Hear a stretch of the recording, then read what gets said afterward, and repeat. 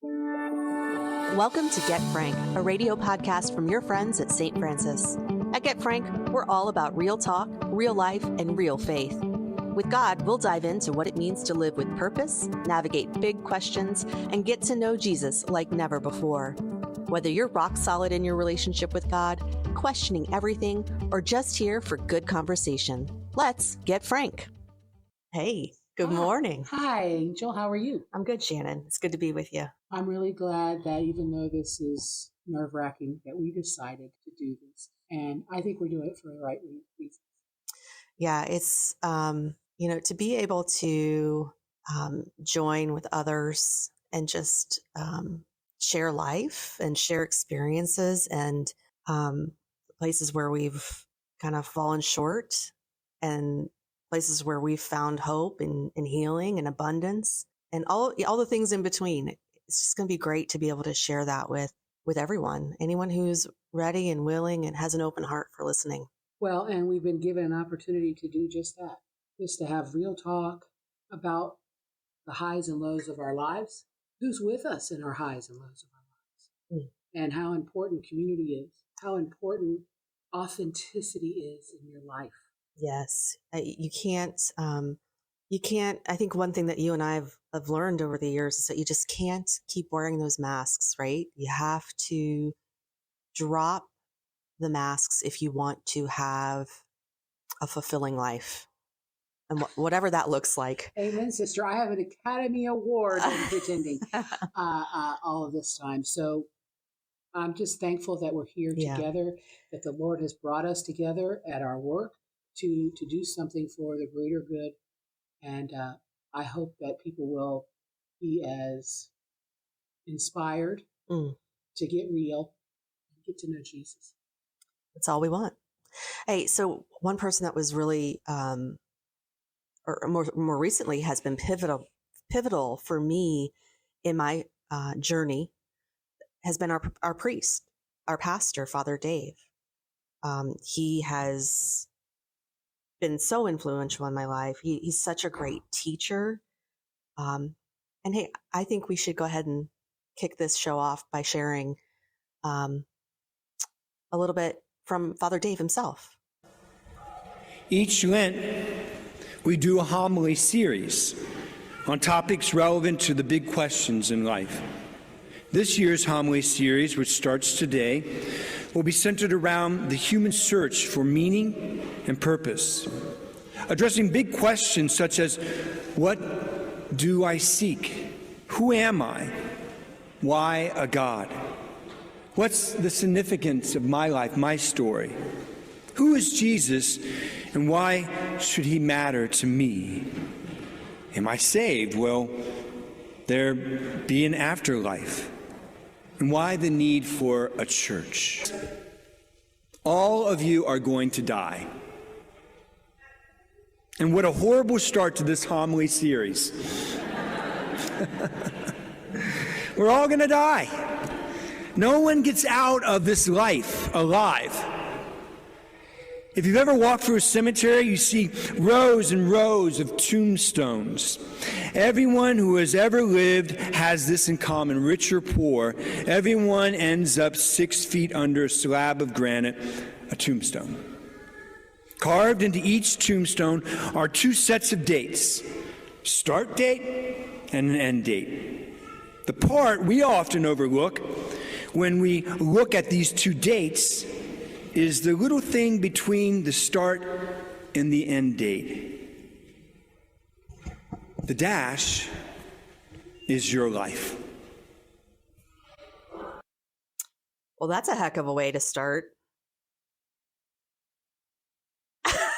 We're all gonna die. Oh my gosh. Yeah. So well, if that didn't get you off your seat at church, I don't know what would. Yeah, you were there that day when he delivered this message. And I mean, how do you feel about dying? Well, I think how I feel about dying has kind of evolved. When I was younger, I didn't think about dying. In fact, I think I could cheat it. I did all kinds of things that I have never worried about me dying.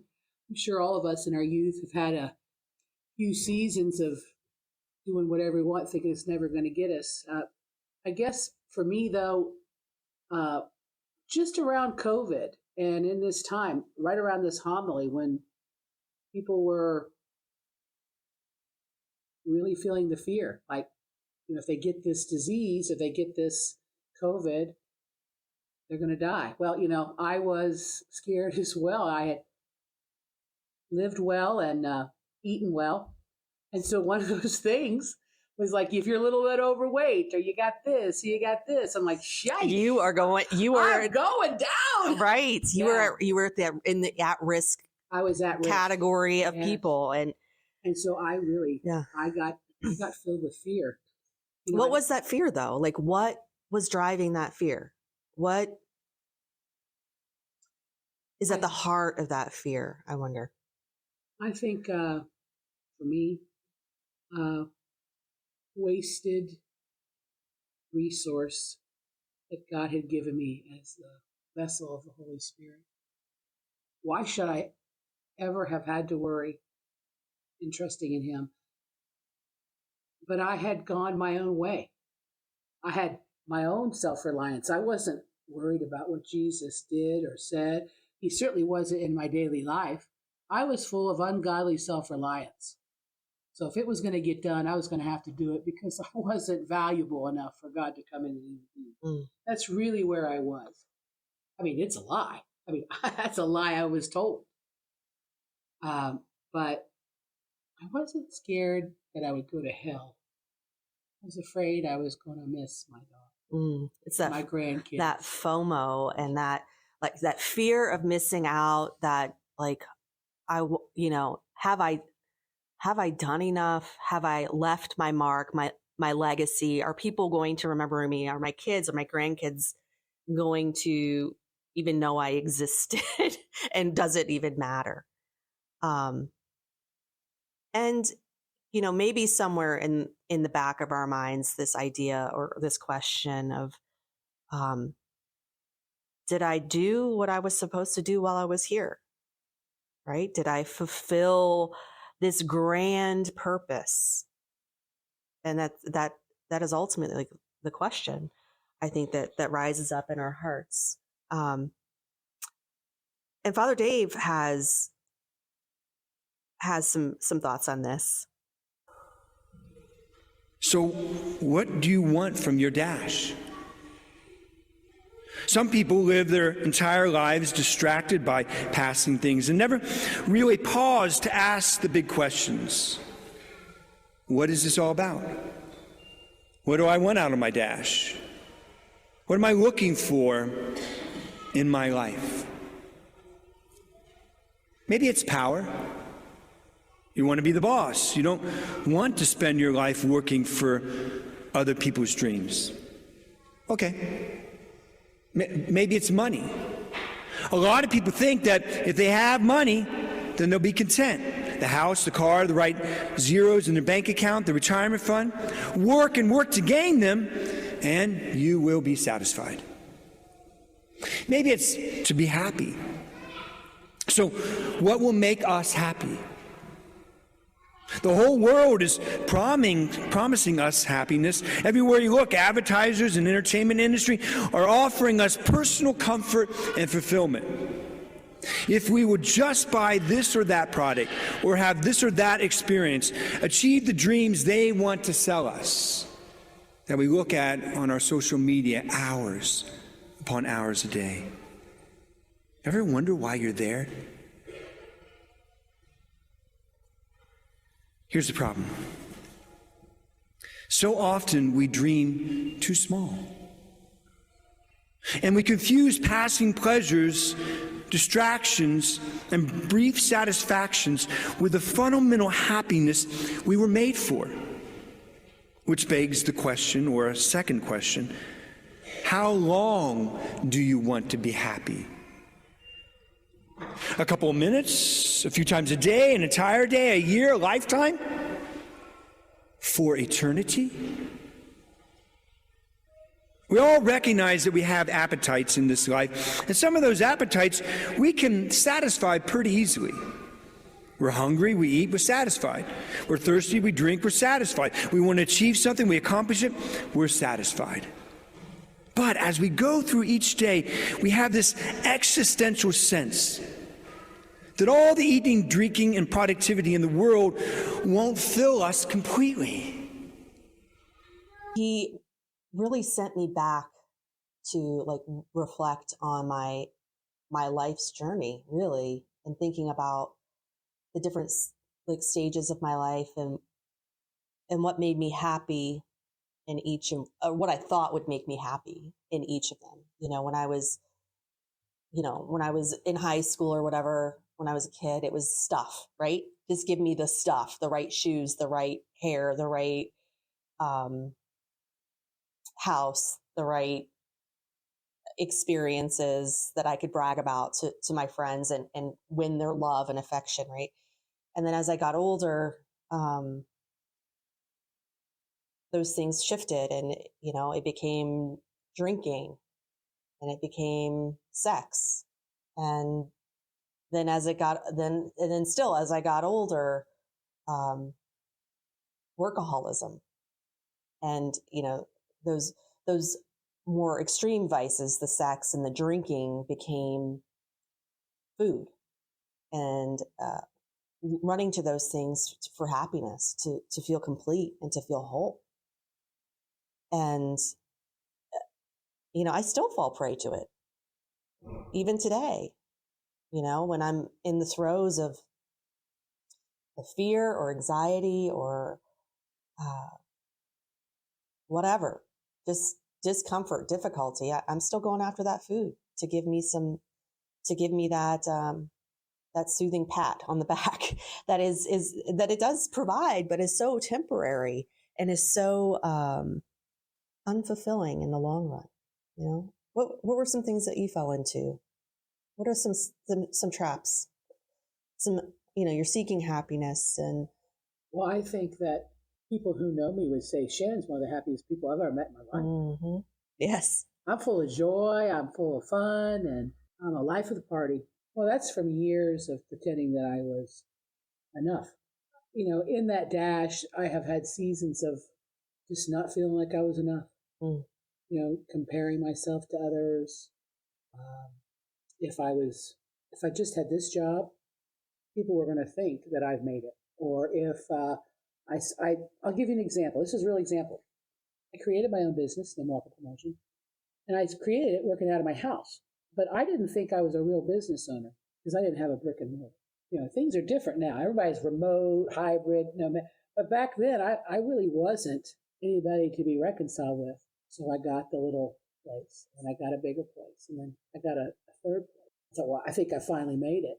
Oh, I made it. I made it to be more in debt and spend more to make me think that I had made it. When I had made it by my decision of saying, yes, I'm going to create my own business, and I'm doing it. Right. Didn't matter where you were physically. It didn't matter. And I think it's the same thing for Jesus Christ, no matter where you are. Mm-hmm. It doesn't matter if you're starting out, if you're in the middle, or you're at the end. He is there and has been there in every single minute of every single good, bad, ugly part of our dash, whether or not we believe it or not. Oh, yeah. And I'm just really, really at a sweet spot in my life that I get an opportunity now to understand and look back. But in looking back, understand that each day is the sweetness every single day. Mm-hmm. This dash means a lot more to me now than it meant to me back then. And that's something that's comforting. And I probably would have never got without a community that encouraged me to know that I was welcome. Yeah. That's the first step, right? Is just knowing that you are welcome. I don't got to be perfect. No, heavens no, because we're not. No, I when I went to my first Alpha dinner, I was like, what is this? These people were just regular people. I didn't have to pretend. For the first time, I didn't pretend who I was. I think that there's something to be said about being seen. And for the first time, when I came to St. Francis, I was seen. And that has made the difference for me. It didn't matter what the denomination was. I came here by invitation and I was seen. Yeah, so you're a convert too. Yep. So I'm a convert, relatively new to the faith, which is, makes you wonder, like, why are these people on the radio? Why are they the ones leading this? Well, I think we're not theologians and we're not, influencers of the modern age, but we have a life experience that where there's something to offer and something to share, and that can help, people, maybe help people on their journey.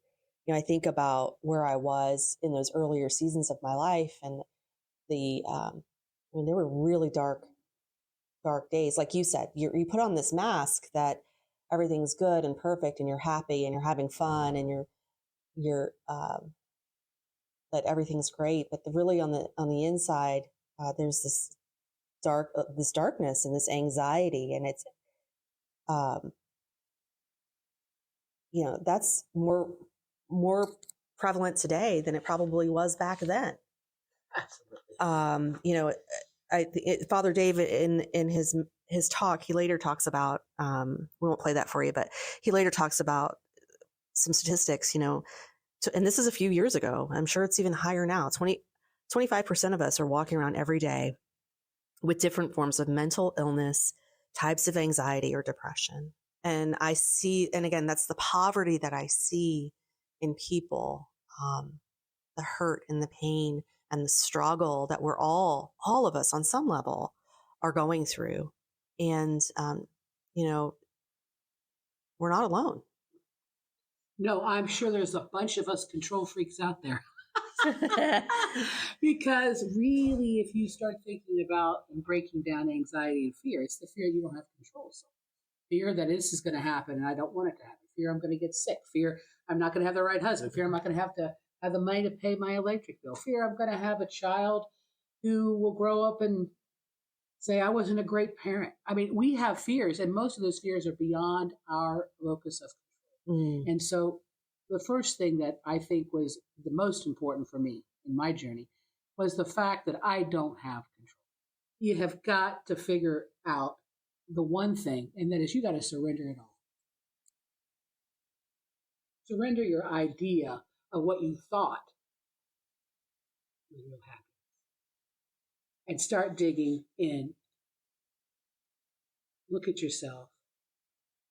Surround yourself with people who can help you. And find happiness.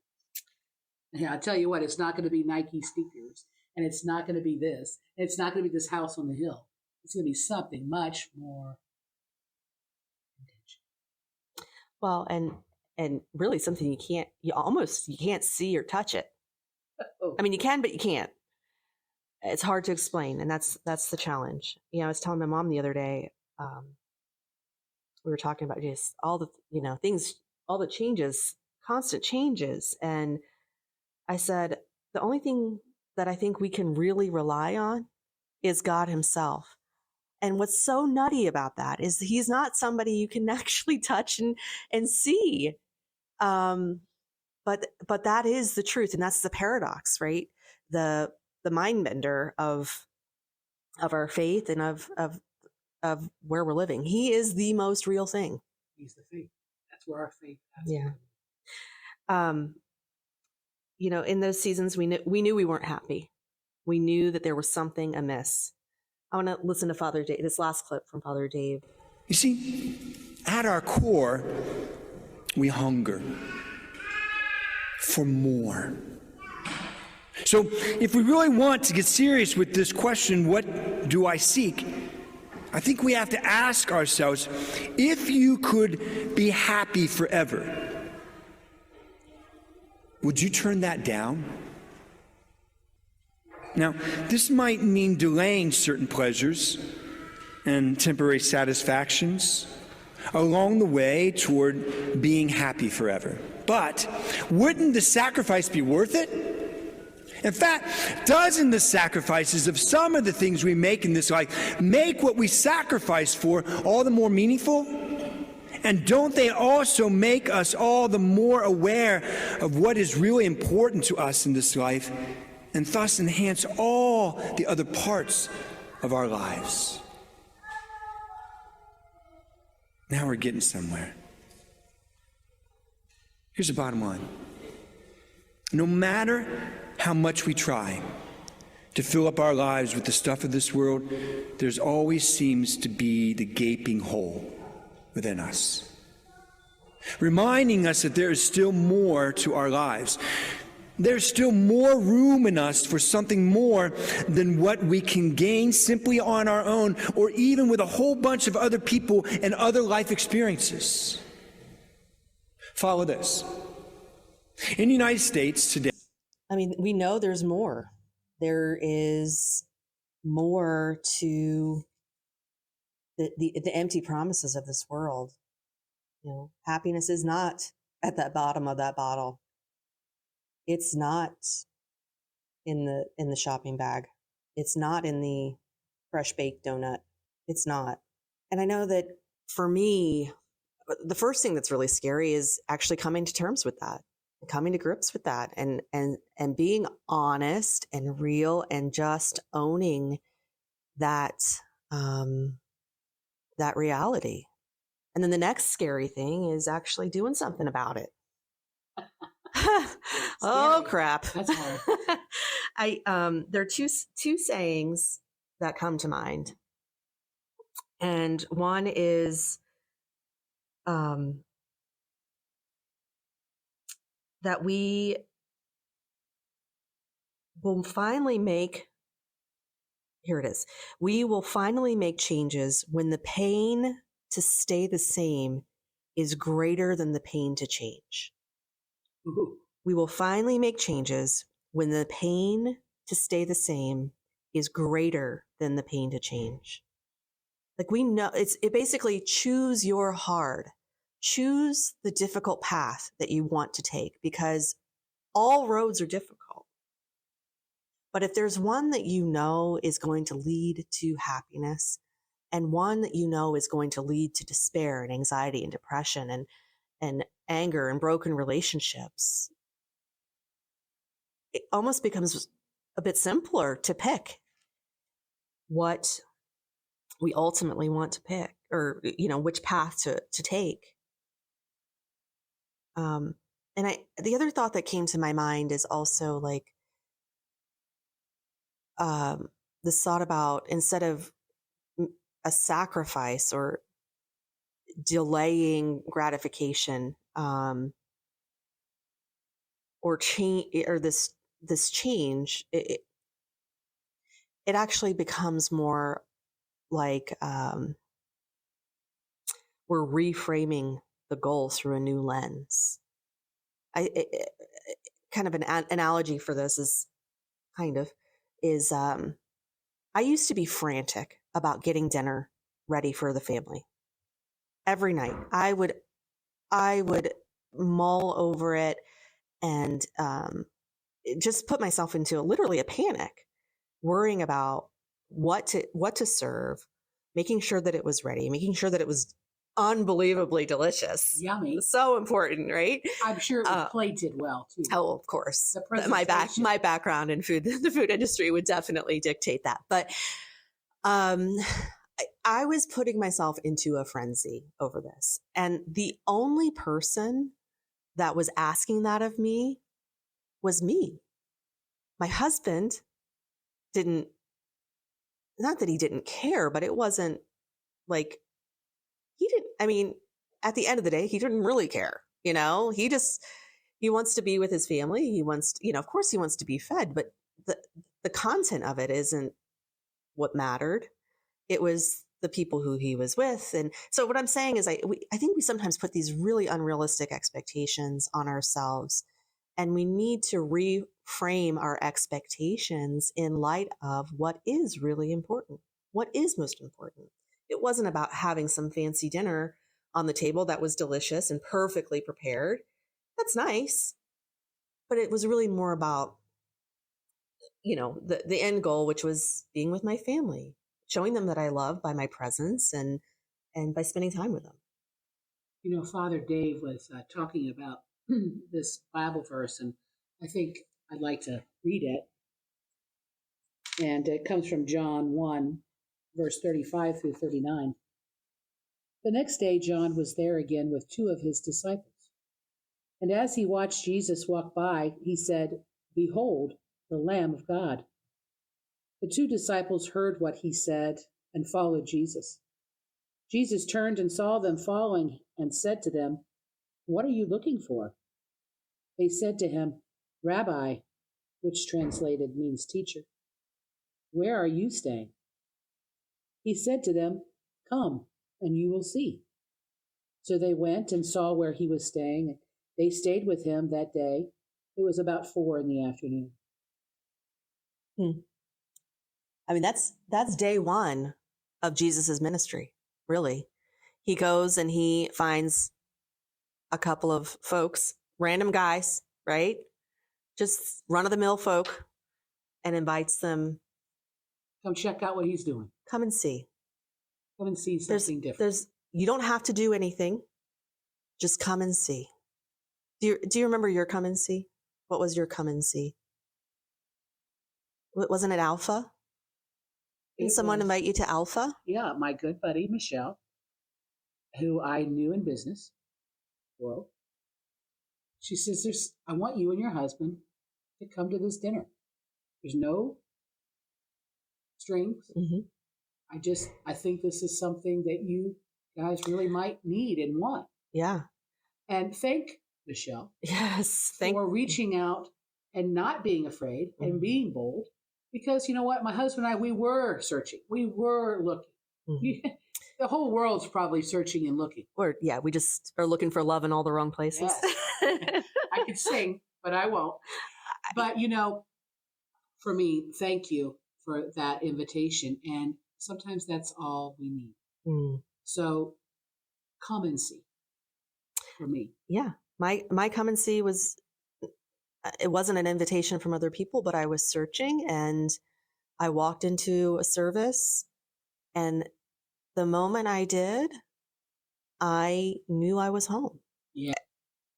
And so I just encourage everyone listening, if there's more, and we know there is, this is not a unique Shannon Angel thing, right? Mm-hmm. We are all searching for that more. We think that we found it.